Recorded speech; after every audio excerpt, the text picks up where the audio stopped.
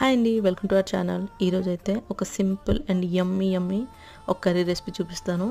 ఇది ఎంతో టేస్టీగా ఉంటుంది, రెస్టారెంట్లో తినేలా ఉంటుంది. ఒక్కసారి ట్రై చేయండి.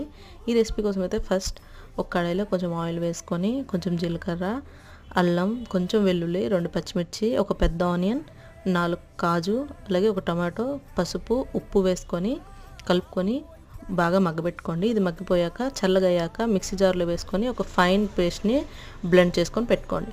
ఇప్పుడు అదే కళాయిలో 2 టేబుల్ స్పూన్ ఆఫ్ ఆయిల్ వేసుకొని కొంచెం పోపు దినుసులు, ఒక ఉల్లిపాయ, 2 పచ్చిమిర్చి, పెద్దగా కట్ చేసుకున్న మష్రూమ్, కొంచెం పచ్చిబఠానీ, కొంచెం పసుపు వేసి బాగా కలుపుకొని కొంచెం మగ్గాక మనం ముందుగా ఫైన్గా బ్లెండ్ చేసుకున్న పేస్ట్ని యాడ్ చేసుకొని కొంచెం కారం, గరం మసాలా వేసుకున్నాక కొంచెం వాటర్ వేసుకొని పైనుంచి కొత్తిమీర జల్లుకొని దగ్గర అయ్యాక తింటే ఉంటుంది. చాలా బాగుంటుంది. ఒక్కసారి రెసిపీ ట్రై చేయండి. మీకు కానీ షార్ట్ నచ్చితే షార్ట్ని లైక్ చేసి సబ్స్క్రైబ్